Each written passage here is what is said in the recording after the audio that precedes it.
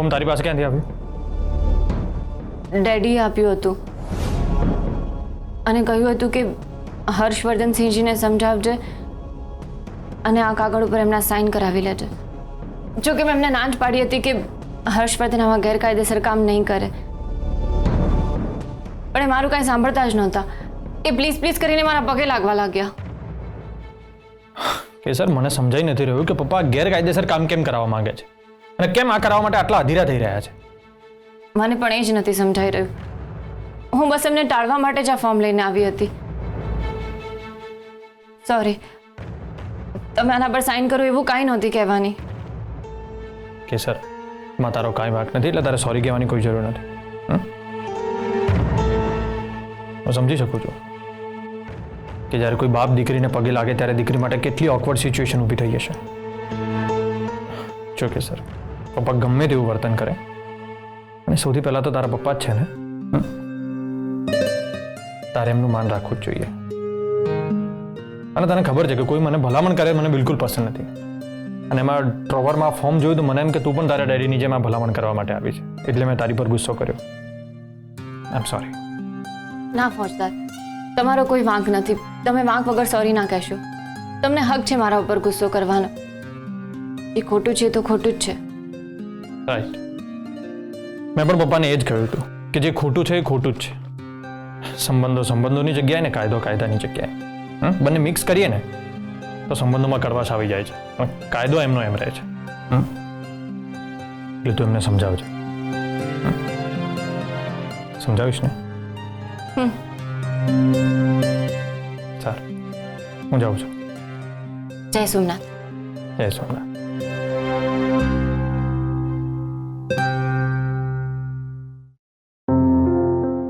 આ ડેડીનું શું કરું કંઈ સમજાતું જ નથી. ડેડી, તમારા ફ્રેન્ડને કહી દેજો કે એમનું કામ હવે ક્યારેય નહીં થાય.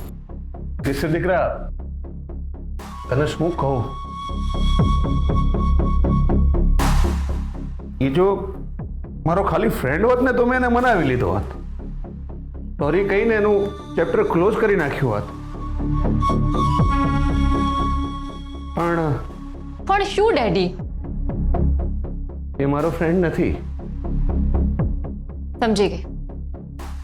તમે તમારી આદત મુજબ એમને કહ્યું હશે કે હું મારા જમાઈ પાસેથી સાઇન કરાવી લઈશ, અને એ સાઇન કરાવવા માટે તમે એમની પાસેથી રૂપિયા પણ લીધા હશે, હે ને? હા દીકરા, મેં એની પાસેથી રૂપિયા લીધા, પણ પેલા સુભાષને આપવા માટે રૂપિયા લીધા.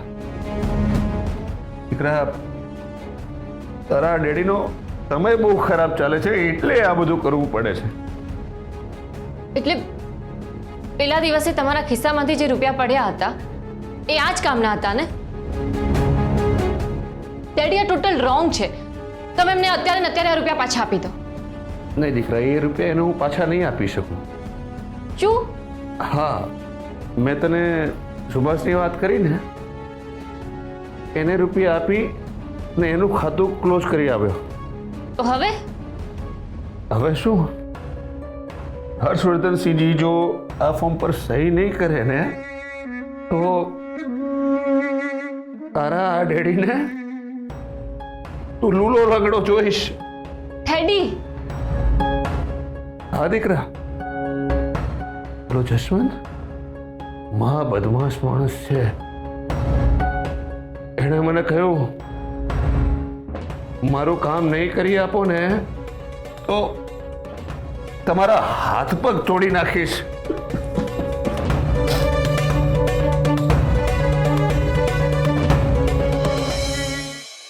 સાહેબ, યસ બોલો, શું ખબર છે? સાહેબ, તમારા સસરા એટલે કે વિક્રમભાઈ, એમના ઘરે જે ચોરી થઈ હતી ને એના સંદર્ભમાં સજ્જર ખબર લાવ્યો છું. Good, come on, shoot. સાહેબ, આપણે સીસીટીવી ફૂટેજમાં પેલા જગ્ગુને જોયો હતો ને પોલીસ એને પકડવા પણ ગઈ હતી, પણ એ ત્યાંથી ભાગી ગયો હતો. હા, પણ એ તો ક્યાં ગાયબ થઈ ગયો છે ને? હા સાહેબ, પણ એ ગાયબ થયો એ પહેલાં આપણા ખબર હોય એને 2 થી 3 વાર વિદ્યુતનગર બાજુ જતા જોયો છે. અને એ એરિયા કોનો છે ને સાહેબ, એ તમે જાણો જ છો. રાજભાનો. હા સાહેબ, આ જગ્ગુ જેવા ચોર લૂંટારાઓ રાજભાના ઘરની આજુબાજુ આંટાફેરા મારે છે. એટલે મને શંકા છે કે જે વિક્રમભાઈના ઘરે ચોરી થઈ ને એમાં રાજભાનું કંઈક કનેક્શન હોવું જોઈએ. તો તમારી શંકા સાચી છે એવું સાબિત કરવા માટે આપણે શું કરવું જોઈએ? એટલે તમે સાહેબ એને અહીં યસ, બોલાવો એને પોલીસ સ્ટેશનમાં. કોને? રાજમાને? ઓફકોર્સ રાજબાને. જાઓ, અર્જન્ટ છે, તાબડતોબ જાઓ. પણ સાહેબ એને અહીં બોલાવીને આપણે શું કરીશું? પૂછપરછ. એક ભાગેડું ચોર જેને પોલીસ શોધતી હોય અને રાજબાના ઘરની આસપાસ દેખાય, જ્યારે રાજબામણા ગામનો ગુંડો હોય, તો એની પૂછપરછ કરવી તો કોમન સેન્સ છે. And we should respect our common sense. જાઓ, એને કહો કે એસીપી હર્ષવર્ધને બોલાવ્યા છે. પણ સાહેબ જો એ ના આવે તો? ના આવે તો જ્યારે કોઈ ગુંડાને પોલીસ પૂછપરછ માટે બોલાવે અને ના આવે તો એની પ્રોસિજર શું છે એ તમે સારી રીતે જાણો છો. હા સાહેબ. જાઓ, બોલાવો. ઠીક છે સાહેબ.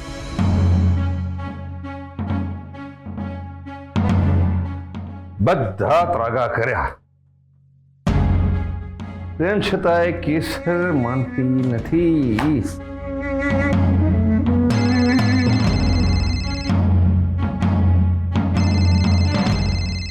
જસવંત પણ પાછળ પડી ગયો છે. અરે શું જસવંતભાઈ, તમે પણ બુલેટ ટ્રેનની જેમ પાછળ પડી ગયા છો? તમારું કામ થઈ જશે. ખાનદાની માણસ શું, પ્રાણ જાય પર વચન ના જાય. તમારું વચન જાય નરકમાં, હવે તમારો પ્રાણ નરકમાં ના જાય ને એની ચિંતા કરો. મને મારા 50,000 રૂપિયા પાછા આપી દો. શું શું કહ્યું? અરે 50,000 રૂપિયા તમે એડવાન્સના લીધા હતા, અને એડવાન્સ લીધેલા પૈસા ક્યારે પાછા ના આપવાના હોય? એડવાન્સ કામ કરનાર માણસ માટે હોય છે. તમારા જેવા કોણીએ ગોળ લગાડનાર, ઢોલબાજ અને લબાડ માણસ માટે નહીં, સમજ્યા? એ જસવંત, મોઢું સંભાળીને બોલજે. હું ખાનદાની માણસ છું. એ વિક્રમ, જસવંત સામે ઊંચા અવાજે વાત નહીં કરવાની, સમજો? મેં અત્યાર સુધી તને માન આપ્યું અને સારી રીતે બોલાવ્યો ને, એનું એક જ કારણ છે કે એસીપી હર્ષવર્ધન તારો જમાઈ છે અને તું એનો સસરો છે. શું બોલ્યા? એક મિનિટ, અહીંયા છે ને નેટવર્કનો પ્રોબ્લેમ છે. શું બોલ્યા? ફરીથી બોલો તો. એ જ કે અત્યાર સુધી મેં તને માન આપ્યું અને સારી રીતે બોલાવ્યો ને, એનું એક જ કારણ છે કે એસીપી હર્ષવર્ધન તારો જમાઈ છે અને તું એનો સસરો છે. બાકી તારા જેવાને તો હું મારી ગાડી ધોવા પણ ન રાખું. ચૂપચાપ તું મારા રૂપિયા આપી દે, નહીં તો તારી ચામડી ઉથડીને પણ હું મારા રૂપિયા વસૂલ કરીશ. એસીપી હર્ષવર્ધન તારો જમાઈ છે ને, એનાથી મને કોઈ ફરક નથી પડતો. તારાથી કામ ન થઈ શકે ને તો તું મારા રૂપિયા પાછા આપી દે, નહીં તો તારા હાથ પગ તોડી અને રાજગઢની ગટરમાં નાખી દઈશ. હા જસવંતભાઈ, સાંભળ્યું મેં. સાંભળ્યું ને? તમારા રૂપિયાની ગોઠવણ કરું છું. ક્યારે? તાબડતોબ જેવી રૂપિયાની ગોઠવણ થાય ને કે હું તરત તમને ફોન કરું છું. ઠીક છે, હું તારા ફોનની રાહ જોઈશ, અને જો તારો ફોન ન આવ્યો ને તો પછી તારી વાત તું જાણે.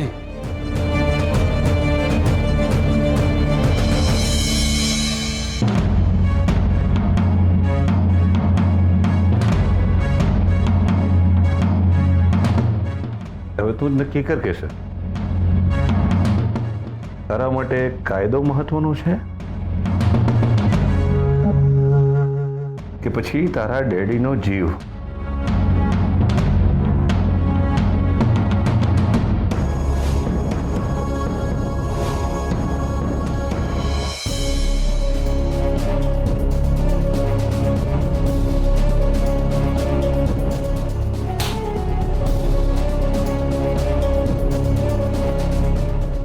સાહેબ મીટિંગમાં છે, પતશે એટલે બોલાવશે.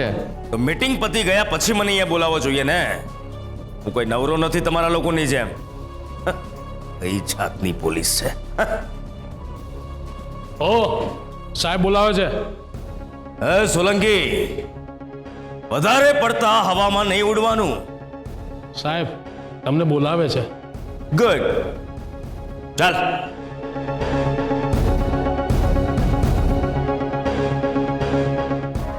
જય માતાજી એસીપી સાહેબ. હવે અંદર આવવા માટે અમારે આપની પરમિશન લેવી પડશે કે પછી આપે એમને બોલાવ્યા છે તમે સીધા જ અંદર આવી જઈએ? આવો.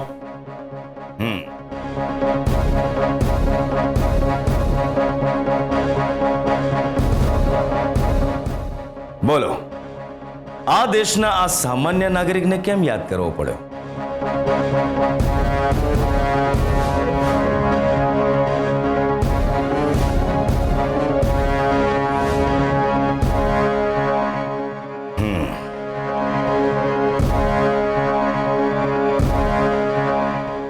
जब तक बैठने के लिए कहा ना जाए तब तक चुपचाप शराफत के साथ खड़े रहो.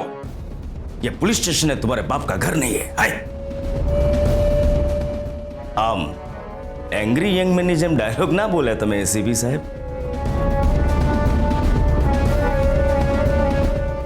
એમાં શું છે રાજભા કે હું ખોટો દેખાડો નથી કરતો. જરૂર પડે ને ત્યારે ડિરેક્ટ એક્શન લઉં છું. એટલે આ સામાન્ય નાગરિકને છે ને અહીંયા પૂછપરછ માટે બોલાવ્યા છે. જોઈએ તો ખરા કે આ સામાન્ય નાગરિક કેટલો સામાન્ય છે.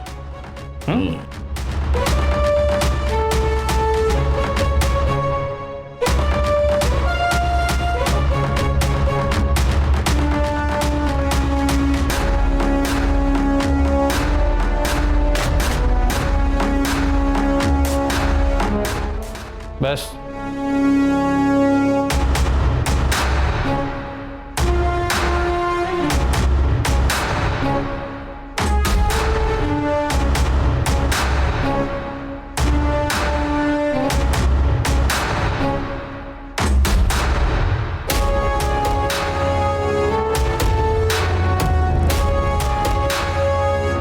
આને ઓળખે છે? કોણ છે આ માણસ? જગ્ગુ. જગ્ગુ દાદા? કોઈ નેતા કે પછી અભિનેતા? એક સામાન્ય ચોર છે એટલે તો તને નહીં બોલાવ્યો છે. અને મારા સૂત્રો દ્વારા ખબર પડી છે કે હમણાં 1-2 દિવસ પહેલા એ તારા ઘરની આજુબાજુ દેખાયો હતો. તો નક્કી તારું ને એનું કંઈક તો કનેક્શન હોવું જ જોઈએ. બોલ, શું સંબંધ છે તારો એની સાથે? પુરાવો છે કોઈ પુરાવો તમારી પાસે? નહીં ને, તો અમારી સાથે આમ હવામાં વાતો નહીં કરવાની. હા, અત્યાર સુધી મને ડાઉટ હતો, પણ તે જ્યાં રિએક્ટ કર્યું, એટીટ્યુડ બતાવ્યો ને, એટલે હું કન્ફર્મ થઈ ગયો કે હવે તો નક્કી તારું અને જગ્ગુ વચ્ચે કંઈક તો કનેક્શન છે જ. બોલ, શું સંબંધ છે? એસીપી સાહેબ, શું છે કે અમારા ઘરે રોજ રાત્રે દરબાર ભરાય છે અને અમારા દરબારમાં ઘણા બધા લોકો જરૂરિયાતમંદ જે હોય છે એ મદદ માંગવા માટે આવે છે. અમે બધાને યથાશક્તિ મદદ કરીએ છીએ. હા, એમાં ક્યારેક આવ્યો હશે. શું નામ કહ્યું એનું? રાજુ. બીજું જગ્ગુ. હા, આ જગ્ગુ કદાચ મદદ માંગવા માટે આવે હોય તો ખબર નહીં.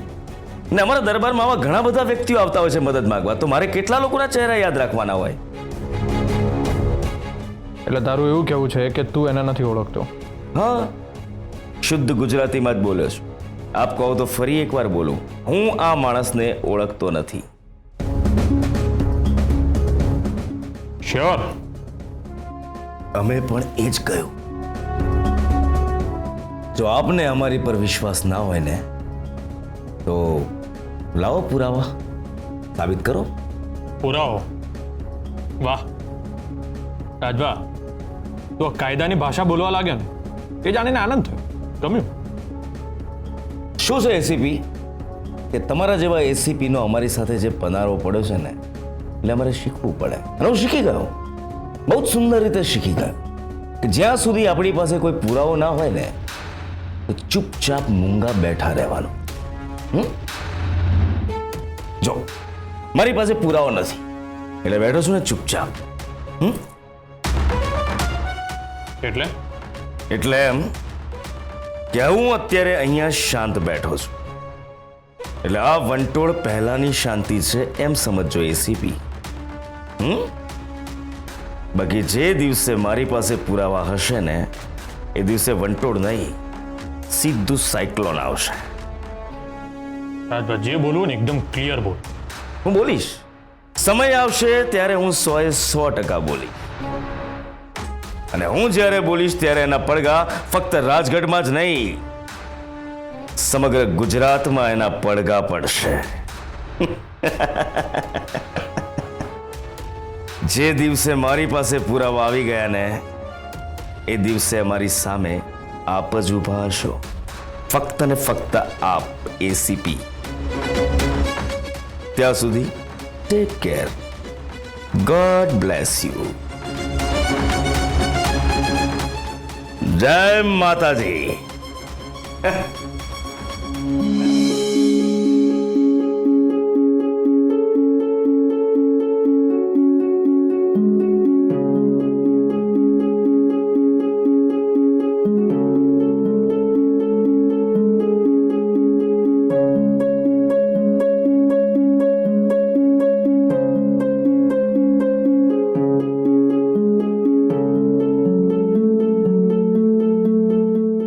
ફોજદાર, શું થયું? હું ક્યારની જોઉં છું તમે કંઈક ઊંડા વિચારોમાં ખોવાયેલા છો. કંઈ નહીં, હા પણ રોજની જેમ નોર્મલ પણ નથી. આજે બપોરે રાજભાને પોલીસ સ્ટેશનમાં બોલાવ્યો હતો. રાજભાને?